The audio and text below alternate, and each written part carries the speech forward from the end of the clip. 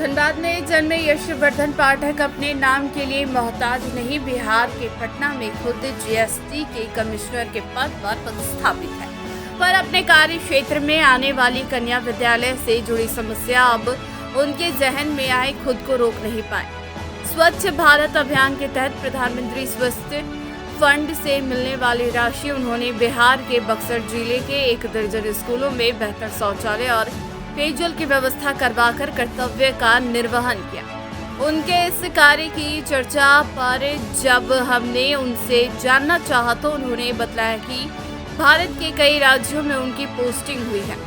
वर्तमान में बिहार के पटना में कार्यरत अपने कार्यकाल में जब उन्हें मौका मिला अपने क्षेत्र का भ्रमण करे, उन्होंने देखा सरकारी स्कूलों में जो कन्या विद्यालय हैं उसमें मूलभूत सुविधाओं की कमी है।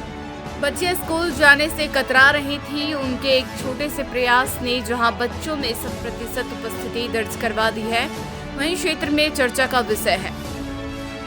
उन्होंने आगे बताया कि उनके काम से प्रेरित होकर कई कोऑपरेटिव घरानों के लोगों ने उनसे संपर्क कर स्कूलों में बेहतर सुविधा उपलब्ध करवाने को लेकर उनके सहयोग करने की बात कही। साथ ही उन्होंने आग्रह किया कि उनके सहपाठी चाहे जिस क्षेत्र में भी कार्यरत हो, उनको भी अपने क्षेत्र में सरकारी कन्या विद्यालय में शौचालय, स्वस्थ जल व्यवस्था करवाना बहुत जरूरी है, ताकि बच्चों को स्कूल जाने में हिचकिचाहट ना हो।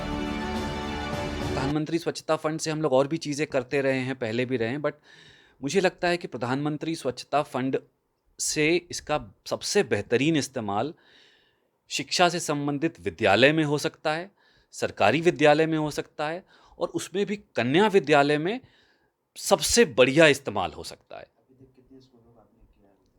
अभी तक 12 स्कूल हम कर चुके हैं बक्सर में। अब इस बार हमारे पास जो फंड आया, इसमें हम कुछ और स्कूल बढ़ाएंगे।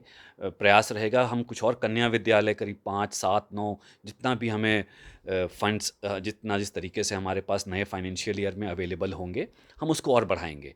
और वो तो हम अपने स्तर पे करेंगे ही, स्वच्छता से संबंधित जो प्रधानमंत्री स्वच्छता फंड से कर रहे हैं।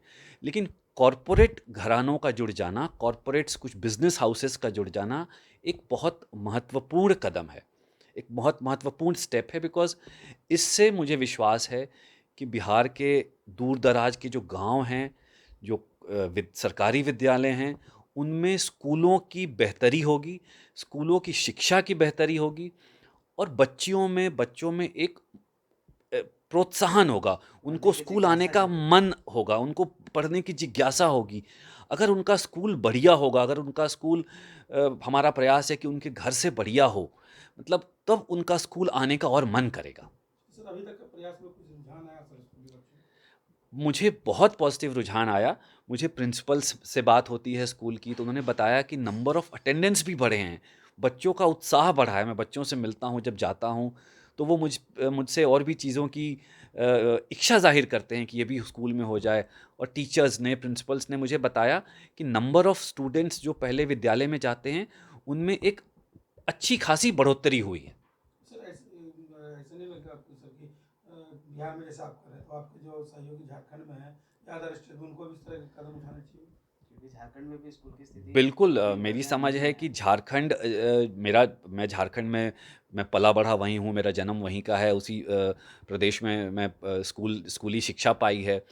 तो मुझे ज़रूर लगता है कि ऐसा होना चाहिए। और मैं समझता हूँ मेरे बाकी जो कलीग्स हैं झारखंड में, जो मेरे कलीग्स हैं या बाकी किसी भी प्रदेश में, वो इस पे ज़रूर चिंतन करेंगे कि प्रधानमंत्री स्वच्छता फंड का सबसे उत्तम इस्तेमाल सरकारी विद्यालय, सरकारी कन्या विद्यालय में शायद हो सकता है। डॉक्टर यशोवर्धन पाठक, कमिश्नर जीएसटी, ऑडिट, बिहार।